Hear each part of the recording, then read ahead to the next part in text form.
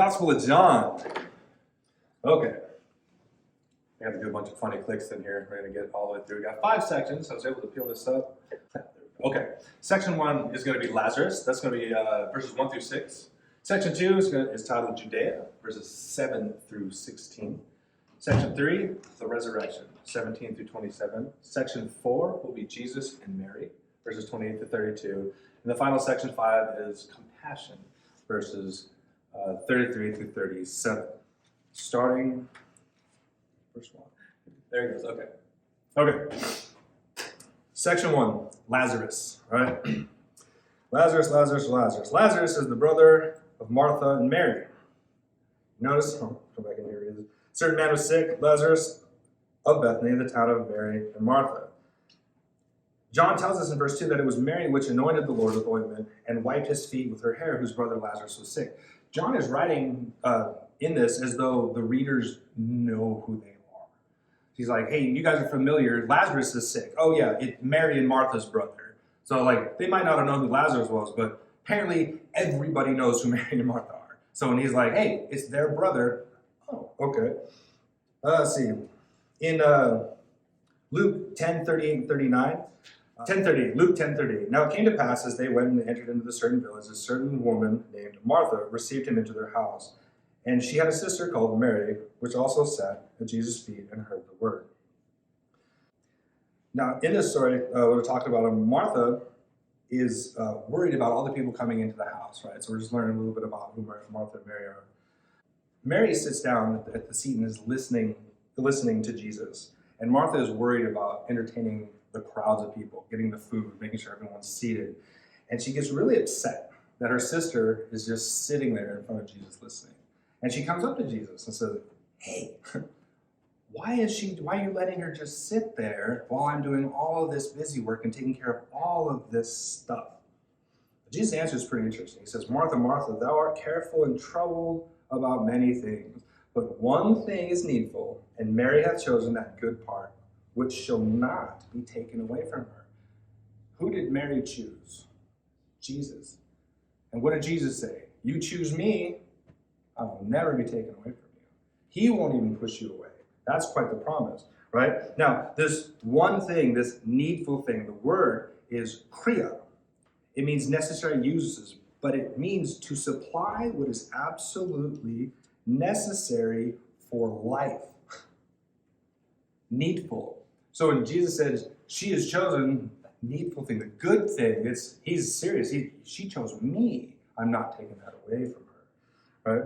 So what a needful. Psalm 27:4 says, one thing have I desired of the Lord, that I will seek after, that I may dwell in the house of the Lord all the days of my life, to behold the beauty of the Lord and to inquire in his temple.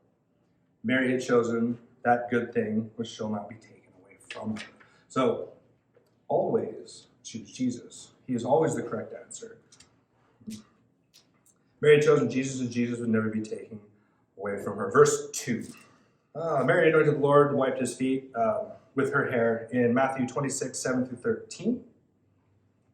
Jesus promises, this is really a memorial will be made for her, specifically in the Bible, saying, because she did this, this will be memorialized. She will be memorialized in the story, telling this over and over and over again.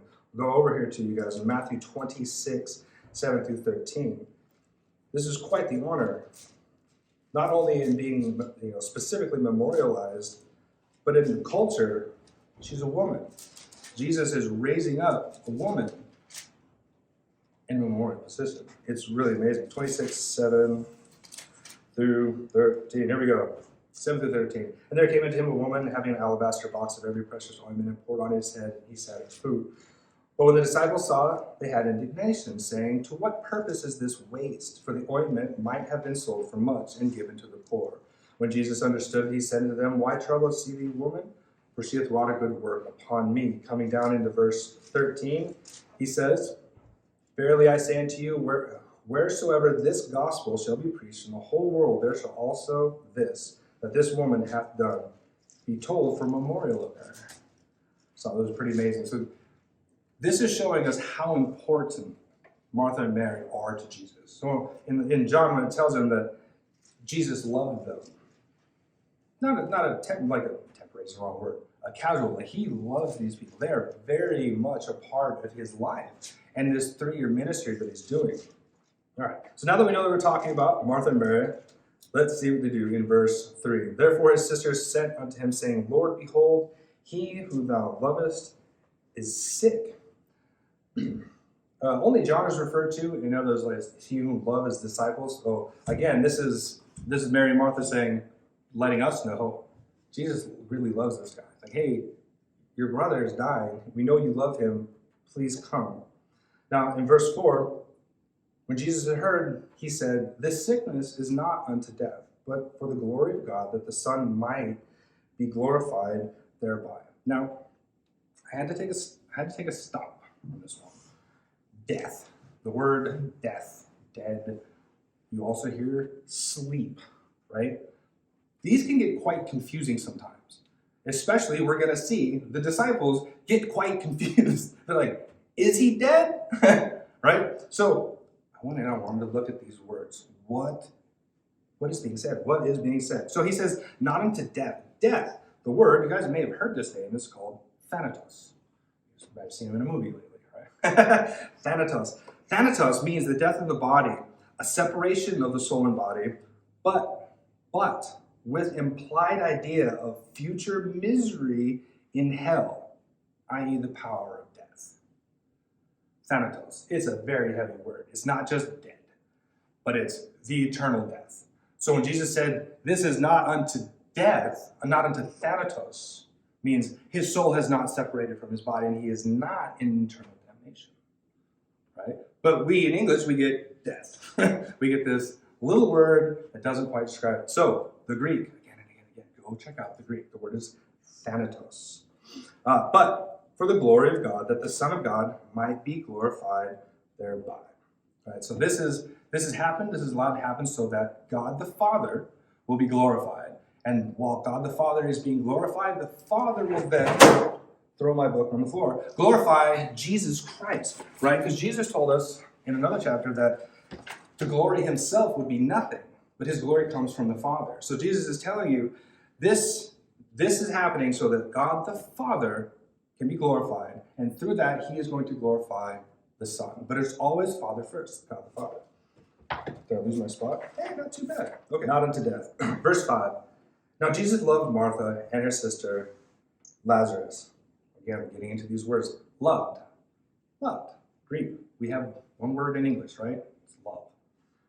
You guys remember I guess it's been a couple of months ago, we did a study on the 9 Greek words of love. We're going to kind of touch back up on that again. The word that he used here is agapeo. It means to love dearly. You might recognize it as agape, right? My Greek words for love. There's 9 of them. I'm going to read them off real quick for you guys. But just again, to solidify so that you can understand that English doesn't cut it. It just doesn't. We can't get the definitions right. You can't get the full meaning of the word unless you really get it in the Greek. 1, eros is a sexual desire. Philia is a platonic feeling. Storge is a devoted love. Pragma, love based on duty. Ludus is playful love. Mania, you may have heard of that, like a maniac. Mania love. Obsessive love. Meraki is creative endeavors. Meraki would be like painting or playing a sport. You love doing something. And then philuatia is self-love. Is when you look at yourself and you love yourself. It's the worst form of idolatry there is self-love. So the Greeks, they have a word for that. Jesus in this one, he used agapeo. Dearly. Dearly, dearly, dearly. Okay. Hold on there. Verse 6. When he had heard, therefore, that he was sick, he abode 2 days still in the same place where he was. Now, I just got done saying how this is over and over and over, telling us how much he loves Martha and Mary and Lazarus. And he finds out that Lazarus is not doing too good. And instead of rushing to his side, the man he loves, he stays for 2 whole days. Just think about that for a second. Someone you love, your family, your friend, they're dying. Please come and see them. Are you just going to sit there and hang out for 2 days? Not normally what you would think would happen. But again, right, Jesus doesn't do only does what the Father says. Now, coming out of there. So Jesus, he knows what's happened. The Holy Spirit has let him know the entire situation. So he is fully aware that he doesn't have to stand up and go rushing out anywhere. But obviously nobody else knows this one too. All right, verse 6. That was the end of section 1. So he abode there 2 more days. And we'll get into the time frame when he comes back in here. So Martha and Mary, the 2 scenarios we were talking about. Okay, Judea, section 2, starting in verse 7. Okay, so we're kind of this is such a fun chapter. We're in a really weird situation. We've waited 2 days. Jesus' friend is dying. They've waited 2 days. The disciples are kind of like, what's going on? And all of a sudden, it said after that, he says unto them, verse 7, let us go into Judea again. Let us go into Judea again. Jesus says, let's go back. Let's go head back in there. This time to kick this thing off again. Right? And in verse 8, the disciples, they got to saying to him, Master, the Jews of late sought to stone thee, and goest thou thither again? He said, Matt, sir, every time you step into town, people try to hit you with rocks. Why are we going back? Legitimate question, right? Like last time we barely got out. The time before that, we barely got out. What do you mean, let's go back again? Again. Jesus says, here we go. It's time to pick up. It's time to go. The Jews lately are trying to stone you and you want to go back. John 8:59 and 10:31 are attempts in the book of them trying to stone Jesus. If you want to go back and read a couple of the instances, we talked about how Jesus hid himself, right? Showing that it was a spiritual matter of power. He didn't cover himself and tuck and die. He spiritually concealed himself and walked out of the danger. Right? Go back and read those 8:59 and 10:31. Really, really, really amazing. So Jesus' disciples were not thrilled about his decision and questions his actions. Right? They're like, no, maybe not. Let's think about this again. Right? But Jesus comes right back again at him. Right? He says, and Jesus answered, are there not 12 hours in the day? If any man walk in the day, he stumbleth not, because he seeth the light of this world. We're going to come into John 9:4. John 9:4 it says, I must work, this is Jesus speaking, I must work the works of him that sent me while it is day. The night cometh when no man can work. As long as I am in the world, I am the light of this world. He said, if you're walking in the day, start taking notes of these words that he's using. Walking in the light. In the day, he's talking about himself. Right? Next, let me get the other one. 12:35 and 36. John 12:35 and 36. What else? It says, and Jesus said unto them, yet a little while is the light with you. Walk while you have the light, lest darkness come upon you. For he that walketh in darkness knoweth not whither he goeth. While you have light, believe in the light, that you may be the children of light. Jesus is the light. He's telling you over and over and over again, just believe in me. Me. You can have a million questions. You can have a billion questions about everything. Nothing can make sense to you. But you know what? Go to Jesus. All those answers will get answered. Okay. The light. Jesus says, I got to work. I'm here. I'm here for a purpose. The Father has sent me. If I don't go, I'm not following the will of the Father. Right? We talked about that before. Jesus Christ is in constant communion with the Father. There wasn't a time during the day that he was not speaking to the Father. Fun side note, the disciples, they asked Jesus, teach us to pray. You notice they didn't say, teach us how to pray. They said, teach us to pray. Jesus was praying all the time. All the time, nonstop. And the disciples are like, teach us how to do that. How do we talk to God? Like you talk to God all the time. Teach us how to pray. All right? Prayer, very, very, very, very powerful. Okay. Back out of my sidestep. Section 2. Light of this world. Okay. Isaiah 9:2. You got to go back into the Old Testament again. Isaiah is all sorts of full of prophecy about Jesus Christ. Isaiah chapter 53 is one of my favorites. Pretty much the entire chapter is regarding Jesus Christ. It's amazing. Go check that out. So until then, though, we're going to Isaiah 9:2. The people that walked in darkness have seen a great light. They that dwell in the land of the shadow of death, upon them hath the light shined. Jesus Christ is the light. He is the light. You can take these words, put these definitions in your mind, and when you see these words, when you see light, switch it out. Put Jesus. It's okay. You can do this. That's what he's saying. Okay? Coming back out, verse 10. But if a man walk in the night, he stumbleth not, because there is no light in him. The Holy Ghost comes in to us. Light of Jesus is in us, right? I know this is, it's a lot to grab onto. It's kind of interesting. It's like, hey, this person is light. This person is a few different things. We're going to get into those too. Verse 11. Verse 11 coming here, it says, these things he said, and after that he said unto them, our friend Lazarus sleepeth, but I go that I may wake him out of sleep. Matthew 9:24 is when Jesus went to the young girl who had died, and they had all the people wailing and crying in the room. And he walks in, he's like, why are y'all tripping out? She's just sleeping. And they mocked him to scorn. They started teasing, like, this guy's crazy. She's dead, man. Right? So, but the word sleep, again, the confusion. He's talking about death. Right? But we have different kinds. We have spiritual death, we have physical death. We know of thanatos. We've talked about thanatos, but he's using a different word here. He's using sleep.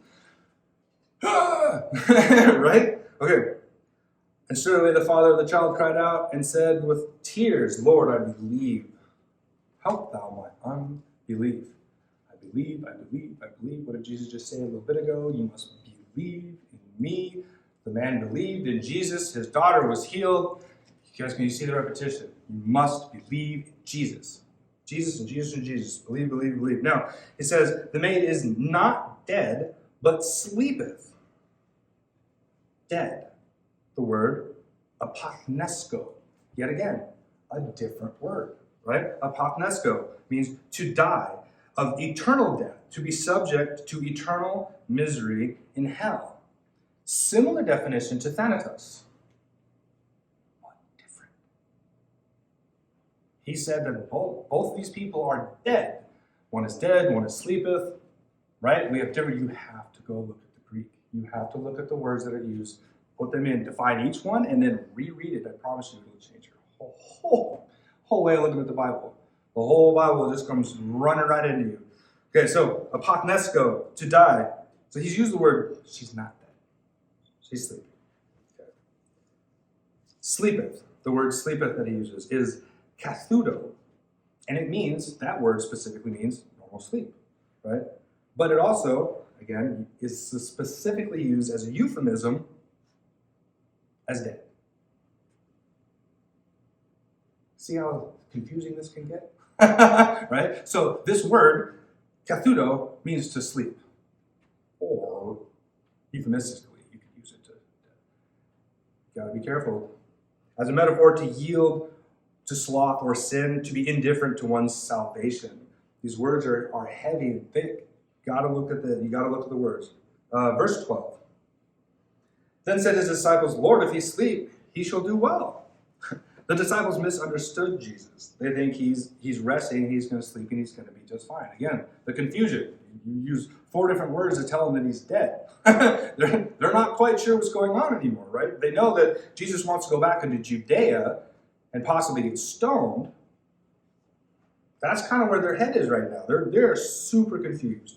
Verse 13, Jesus says, howbeit Jesus spake of his death, but they thought that he had spoken of taking a rest and sleep. Again, verse 13, in death, that word again he uses is thanatos. Right? So we're using different words, same meaning, kind of, right?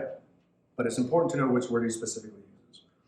The disciples thought he was in sleep, or in sleep, which is a phrase, hypnos. You may have heard that before, means sleep. Everything was just going right over the disciples' heads. They weren't grabbing a hold of this very well at all. Verse 14, Lazarus is dead, apothnesco, natural death of men, or the perish by means of something. Apothnesco, another word for dead, right? Verse 15. And I'm glad for your sakes that I was not there, to the intent that you may believe. Nevertheless, let us go into him. Make sure I don't forget that. Okay. Do you guys remember when Jesus first started his ministry, he changed water into wine?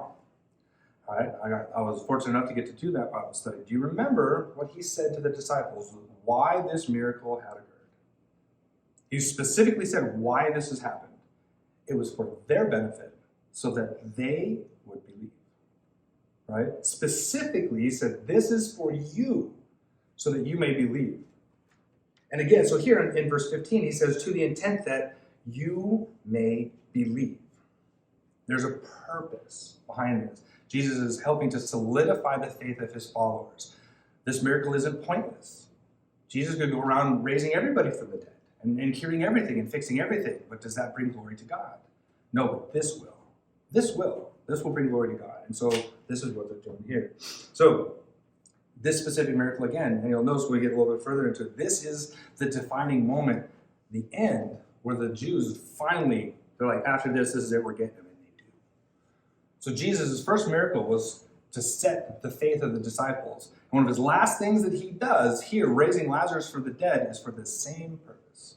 Is for the disciples, so that they can believe on him. They can believe on him. Okay, 16, sorry. And then said Thomas, which is called Didymus, unto his fellow disciples, let us go, let us also go, that we may die with him. I love this guy. Didymus. Does anybody know what that means? It means twin. He was a twin. It's kind of bad, I like the nickname. Oh, you're a twin? You're a twin now. We're just going to call you twin. So Didymus means twin. He says, let us also go that we may die with him. Die, apothnesco. Again, this is a very interesting section of the Bible. There's a lot of people with a lot of different ideas on this one, but I'm gonna give you what I have. The disciples, they're confused. They do not understand what's happening right now with Lazarus, the whole raising of the dead. They do not know. What they do know is that Jesus just said, let's go back to Judea. And they're like, you're going to get stoned to death. Poor Thomas isn't in the mix with that. He doesn't get it. He's assuming that they're just going, you know what, if we're going back, let's just go with them so we can die too. It's an interesting, there's a lot of, I could be wrong, but that is how, from the word study that I've done, that's how he says it, is let's go along with him so that we can die too. They're like, well, we're not going to leave you, which they end up doing anyways, but right, they're like, well, let's go just die too. So Thomas has this interesting little idea. So go check that out yourselves. It's a very interesting, there's a lot of opinions on that specific spot. Okay.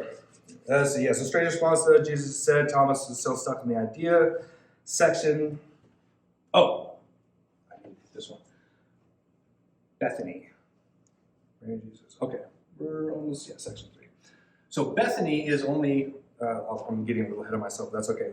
A couple furlongs away. It's approximately 2 miles away. And so when we get into, this is an artist's rendition of what it would have looked like. This is Bethany, which is really cool. And then as you can see, Bethany here is just a hair over from Jerusalem. Now, here in a second, we're going to get in there, and the scripture is going to tell us that a lot of Jews were there. And the reason a lot of Jews is because they're very close to Jerusalem. There wasn't a very long trek to go, so a lot of people are able to come to mourn with Mary and Martha, right? So there's quite the crowd. As you can see, this isn't a very big, it's very small. Like Bethany is very tiny. It's just this little spit. So it's not a giant town. There's not huge businesses and very small little village here. Not a whole lot. Okay. Section 3 titled The Resurrection, verses 17 through 27. So verse 17. Then when Jesus came, he found that he had lain in the grave for 4 days, speaking of Lazarus. So this kind of gives us an idea of where Jesus was. From what the scripture says, they believe it approximately took about a day from the messenger to get from Bethany to where Jesus was. Jesus abode there for 2 days, giving us a third day. On the fourth day, trip, turning back, giving us 4 days. Right? So Jesus isn't very, well, I guess my map's gone. Jesus isn't super far away, only about a day's trek. Verse 18, I think I just went over all that too. Bethany was nigh to Jerusalem, about 15 furlongs away, about 2 miles. Verse 19, many of the Jews had come to comfort the sisters because of how close the proximity they were to town. They didn't have to travel very far. Traveling was very dangerous. So if you had to make a big trek, it was a big deal. So they were fortunate that they were close enough that they were able to do this. Verse 20, then Martha, as soon as she heard that Jesus was coming, went and met him. But Mary sat still at the house. I want you to notice this. Martha went out to meet him, but Mary stayed with the guests. Now, it probably wasn't because she was mad at Jesus or anything like that, but people were there. The house was full of people, so they both couldn't just leave. So Martha went out to meet Jesus. Mary stayed with the family and friends and the mourners. Verse 21, then Martha said unto Jesus, Lord, if thou hadst been here, my brother might not have died. Verse 22, but I know that even now, whatsoever thou wilt ask of God will give thee. John 9:31 and 11:41, make marks on those, go check those ones out. I won't go back and read those. So in verse 22, she says, but I know that even now, whatsoever thou wilt ask of God, God will give thee. So she's showing a lot of faith right here. A lot. She said, hey, if only you were here, he may not have died. But she's not putting blame on Jesus. She's not like, it's your fault. She's not doing any of that. She's like, well, if you were only here, it could have. But she says, I know that whatsoever thou wilt ask of God, God will give thee. She says, I know. You're in communion with God the Father. If you ask God, whatever you ask him, he'll give you. And Jesus says unto her, right there, it says, thy brother shall rise again. You think she'd be jumping for joy? Yay!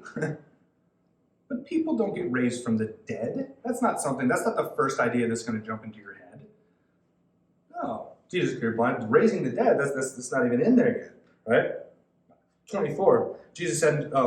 Martha said unto him, I know that he shall rise again in the resurrection in the last day.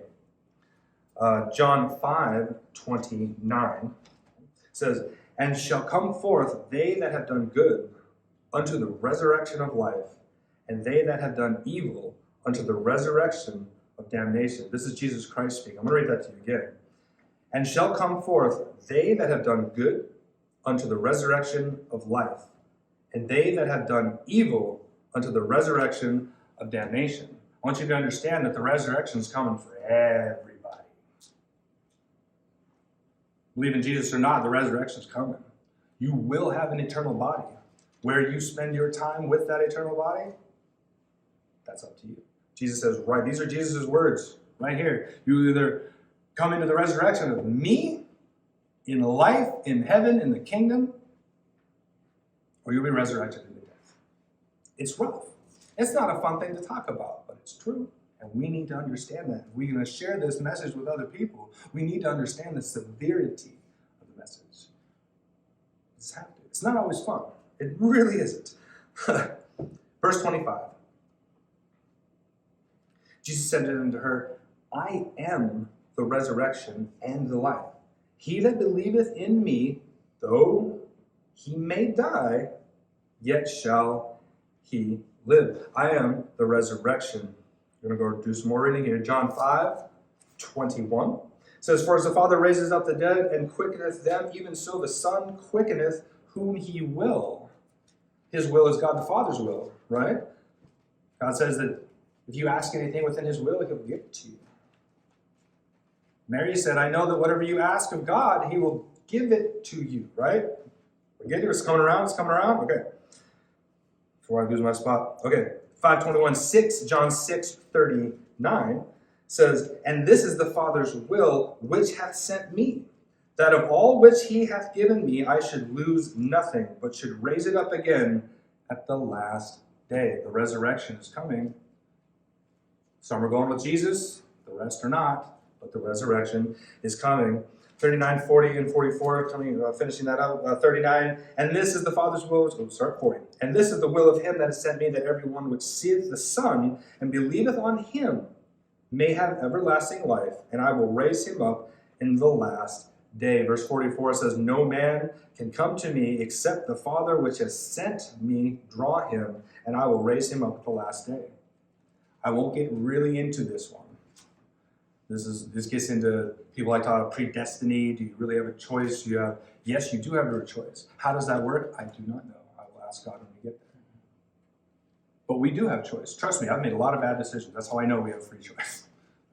I've exercised my free will, and I have failed miserably.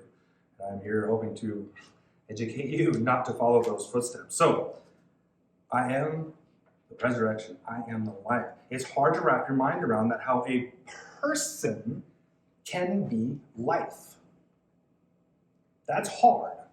I totally understand if you're like, that doesn't make any sense. It doesn't make any sense. It's okay. It's okay. But it's true. Jesus is the life and is the resurrection. You're a new creature in him. Your life is his life.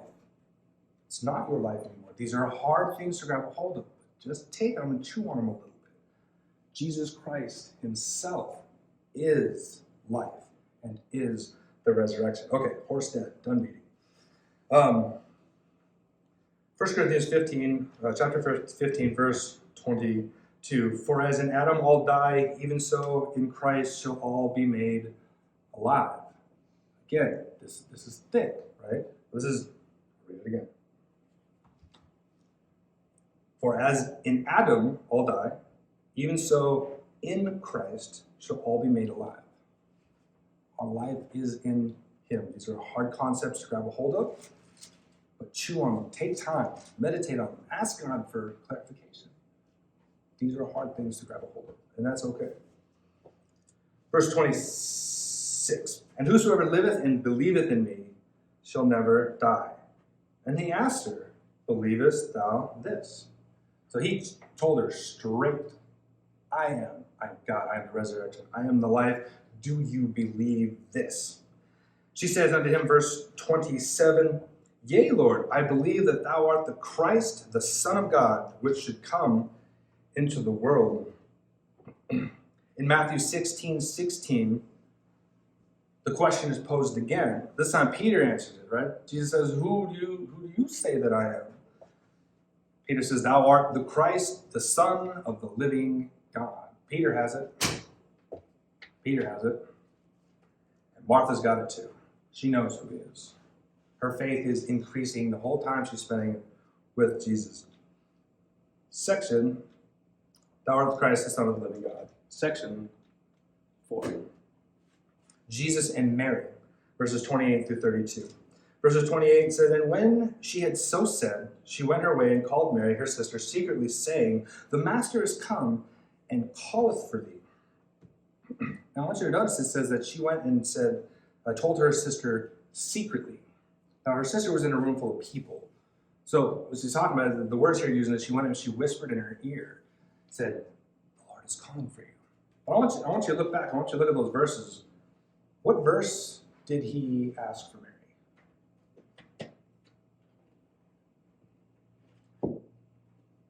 No, he didn't. It shows you there's a little more going on in here. So she comes back. She needs Mary to see Jesus. She's at the house. So she comes in secretly, whispers in her ear, and says, Hey, the Master's calling you. Because she knows if she says, Hey, Jesus wants to see you, out she goes. So what does she do? Up and out, right? Lets her know what's going down. Verse 29. And as soon as she heard it, she rose quickly and came unto him. She rushed out super fast. Now Jesus, in verse 30, was not yet come into town, but was in that place where Martha had met him. Now remember, the Jews are very angry with Jesus right now. All they want to do is kill him. They don't want to talk to him. They don't want to hear him. They don't want anything. So, I don't have a picture up there. Look back in your mind in the picture of Bethany. He's just on the outskirts of this little village. Now, Jesus isn't walking into town because Jesus is going to cause commotion. As soon as he enters, everyone's going to know it. There's a reason Jesus stays out of town. He doesn't walk in and make a big display. He stays out, right? He stays out of the limelight. He's staying away, right? Probably not to create commotion. Verse 31. And the Jews then, which were with her in the house, Mary, and comforted her when they saw Mary, that she rose up hastily and went out, followed her, saying, She goeth unto the grave to weep there. Mary's friends believed that she was so grief-stricken, was going to Lazarus' tomb to mourn.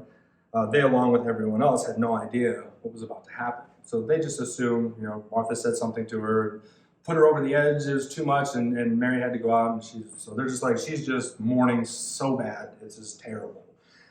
And then, of course, they're there crying with her. Verse 32, and then when Mary was come where Jesus was and saw him, she fell down at his feet, saying unto him, Lord, if thou hadst been here, my brother had not died. I want you to notice that is the exact same thing that Martha had said. Probably because over the couple of days, they sat around saying, if only Jesus were here. If only Jesus were here. It's the only thing on their mind. If only Jesus was here, Lazarus would possibly still been here. It's the only thing on their mind. They're so grief-stricken. Martha comes in, head held high, and talks to Jesus, and not Mary. She comes in, and she is a wreck. She comes down, falls down, bawling, Jesus, if only you were here. If only you were here, my brother had not died. Verse 33, when Jesus therefore saw her weeping, and the Jews also weeping, which came with her, he groaned in the spirit and was troubled. This word groaned, again, going to the Greek, guys. This is a tough one. I'll try to pronounce this correctly. Embrimmaomai. It's a phrase. This is important. It means to be moved with anger. Anger. Okay? To snort, to be very angry, be moved with indignation, or anger due to what is perceived as unfair treatment. So Jesus is not crying yet, isn't it? The weep, right? We haven't got to that spot quite yet. But he groaned in his spirit. He was physically angry. At what, though? What is he mad at? I mean, his friend's dead, but he's Jesus. He knows what's about to happen. He knows what's going on. Why is he upset? Right? Perceived unfair treatment. Verse 34, and said, where have you laid him? Jesus says. And they said to him, Lord, come and see. So Jesus asked, where is he at? Take me. Verse 35, Jesus wept.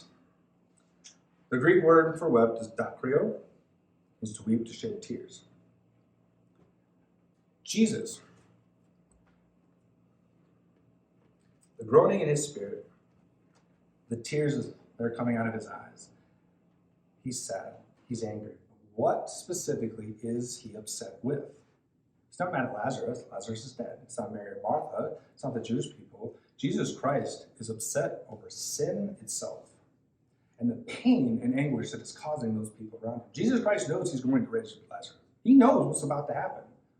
But he can see the pain and the tumult and the anguish of the loved ones he has and what sin is doing to them. Causes him to break and cry with anger. Not just... I love that picture. It's a really good one. Because the facial expression on this one is correct. Jesus wasn't slightly tearing up. Jesus was crying. Anger. He was so upset with what sin had done. Jesus wept. Jesus is so angry at the consequences of sin and death, and what pain and anguish has put his loved ones through. Jesus isn't silently crying. He's loudly mourning with everyone else. So you can imagine this gives you a different picture of Jesus Christ. He's mourning with everybody else. Like if you wouldn't have known that he was Jesus, he would have just been someone else in the crowd mourning for Lazarus. Right? Verse 36. And then said the Jews, behold how he loved him. Now, behold how he loved him. I want you to notice in the scriptures, it's not a period next to that. There's an exclamation point. And we've talked about this before. There are specific places in the Bible where there are exclamation points, especially when Jesus is speaking. Jesus is he speaks straightforward. But there are times when he raises his voice, and it is told here. So you can tell by this description of how the Jews saw Jesus and his reaction that Jesus was really, really letting go. It really hurt him. It was visibly obvious that Jesus was hurting because of this. Verse 37. And some of them said, could not this man which opened the eyes of the blind have caused that even this man should not have died? This is a very odd. I went through and I checked out every single word on this. I want to know exactly what this is saying because this verse was kind of confusing to me. I'll read it again. And some of them said, could not this man which opened the eyes of the blind have caused that even this man should not have died? It sounds like they're asking him, well, could he not have done something? That's not actually what they said. That's not what they said. They said they believe that he's so upset because he can't do anything about it. Look at this man who gave sight to the blind. He can't bring him back to death. He's crying because he is powerless over the situation.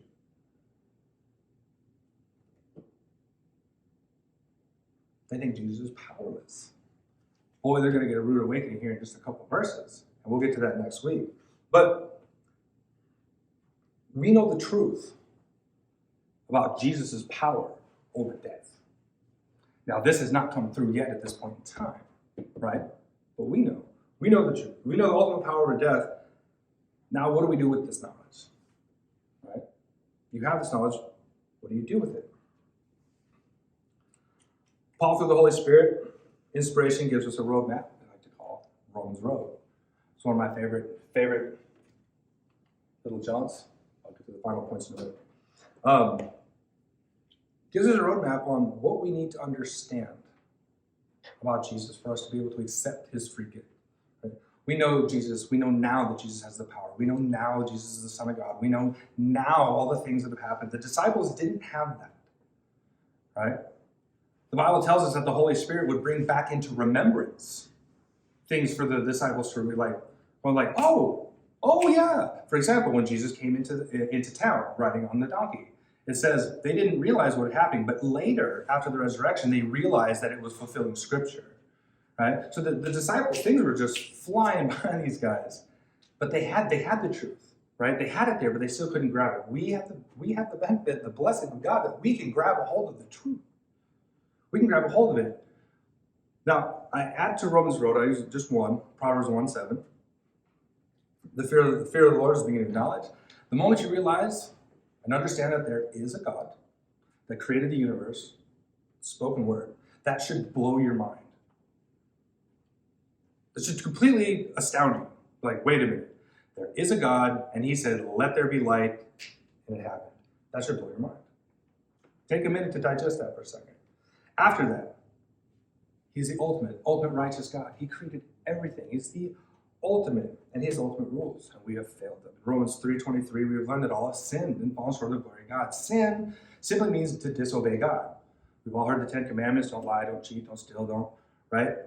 God has rules for us to live better. Now, these rules aren't to stifle us or not to hold us down. The rules that he has are to lift us up. But we can't live up to them. For all have sinned and fallen short of the glory of God. Now, Romans 6:23 tells us that because of this, the wages of sin is death. The cost is eternal death. Now, we know that there are two deaths, the physical death and the spiritual death. Jesus says, don't fear those who can kill the mortal body. Fear the one who can kill the soul. That's God the Father. God the Father. There's nothing on this earth to worry about if you have God.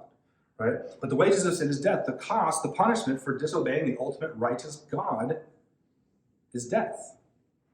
It must be. If it's not, then he's not the ultimate God. He is not the one true living God. If he is not ultimately righteous, Romans 5:8 says, while we were yet sinner, Christ died for us. There's hope. We didn't do anything. We didn't deserve it. I can certainly tell you we didn't deserve it. Jesus Christ knew that we were in trouble. He knew that he was the answer. God the Father sent him down here. And while we were yet sinners, he died for us in our place. I want you to understand that Jesus, the death that Jesus took for you, is the death and the punishment you should be taking when he comes back. Understand that he took your punishment. I think that goes over a lot of people's heads when they go, oh, he died your death. Yes, he did. The entire punishment for everything that you have ever done, thought, or he took that punishment for you. That's hardcore. I would not want to take my punishment, and thank God that I don't have to. Right? Christ died for us. So, what do we do with that information? Christ died for us. Romans 10:9 tells us that if we confess with our mouth and believe in our heart that God had raised him from the dead, thou shalt be saved. It's that simple. Now, that's simple and that difficult, right? Because nobody comes back from the dead. That's not something that happens. Jesus rose from the dead. Jesus is alive. That is why we can have hope and our confidence in this. This is our truth. 3 final thoughts for you guys tonight. First one, are you as angry with sin as Jesus? Or do you enjoy it? I'll tell you something a lot of people don't want to hear either, is if you don't hate sin, you like it. I mean, I'm sorry, there is no other way around it. Because there's no fence riding. Remember we talked about fighting the internal inclinations, the bad thoughts. Spurgeon, he called it the screen of your mind. If that makes sense to anybody. You ever had an image flash up on your mind, or a thought, or a process, anything like that? Spurgeon called it the screen of your mind. Those are all sins, whether you've actively done them or not. We know this. Jesus tells us.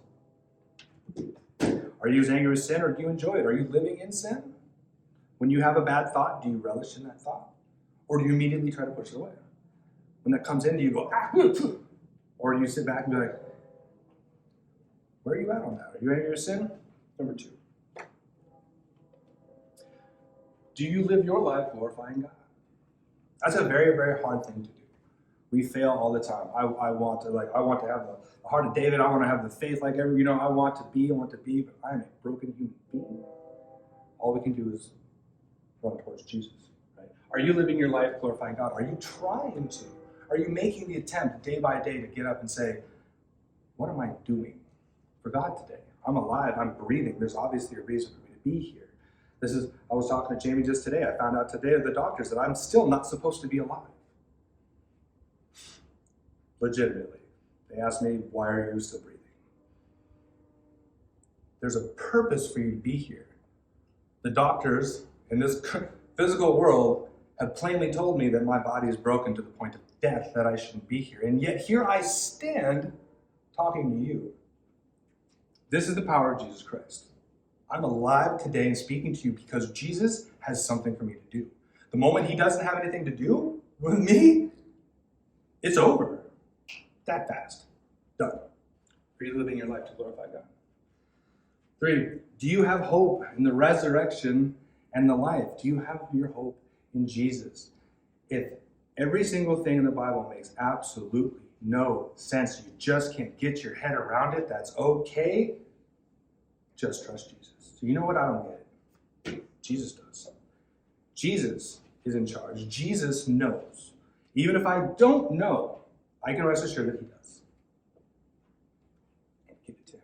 Because I can assure you there's a lot of things in the Bible that I do not understand. That's okay. Because this is confusing. All right. So, are you angry with sin as Jesus? Do you live your life glorifying God? Do you have hope in the resurrection and the life?